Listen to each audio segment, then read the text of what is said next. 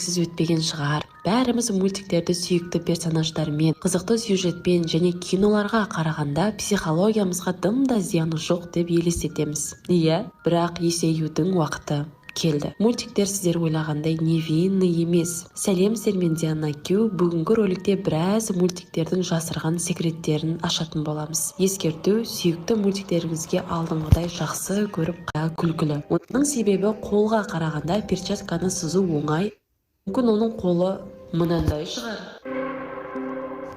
Шошымаңыздар, бұл жай ғана фанаттардың теориясы. Ал шындық әлде қайда күлкілі. Оның себебі қолға қарағанда перчатканы сызу оңай әрі тез. Бұл ақша мен уақытты жақсы үнемдеген. Егер қолды толық сызатын болса, онда саусақтарымыздың әр сызығы мен тырнақтарымызға дейін бәрін қалдырмай сызу керек болатын еді. Ал сіздер ойламаңыздар, бір сурет сызып қойды болды, ары қарай өзі мультик бола салады деп. Жоқ, персонаждың әр қимылын, қозғалысын бәрін біртіндеп сызып отыру керек. Ал перчатканы осылай ешқандай сызықтарсыз аппақ қылып сыза салу, ол оп-оңай, дұрыс па? Сол үшін мультиктегі көптеген персонаждарда қолдың өзін емес, перчатканы байқаса болады. Қолға қатысты тағы бір теория бар. Барлық мультиктегі персонаждарға мұқият қарасаңыздар, саусақтарының саны 4.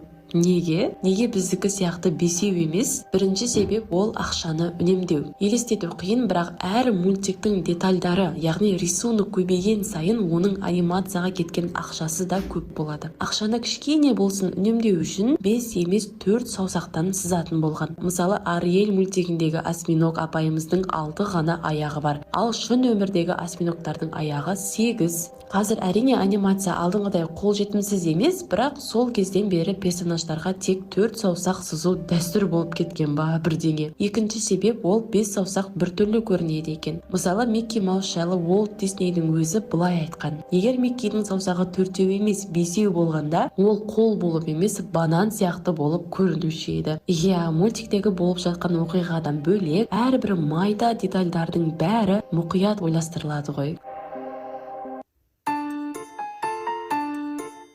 Басқа компаниялардың мультиктеріне қарағанда, именно Диснейдің мультиктерінде жасырын детальдар өте көп. Олар көбінесе алдыңғы немесе болашақта шығатын мультиктерге подсказка болып келеді. Сіздер оны байқамағансыздар ау, өйткені олар әрдайым артқы кадрда болады, яғни дуалдағы суреттерде, адамдардың арасында деген сияқты. Мысалы, Холодное сердцеде Рапунцельді байқауға болады. Сарайға келе жатқан қонақтардың бірі болып жүр. Енді фанаттарда Холодное сердце жайлы миға сыйымсыз сұмдық теория бар. Мультик бойынша Анна мен Эльзаның мамасы мен папасы кемеде жүзіп келе жатып қайтыс болады, иә, бірақ олар тірі қалған еді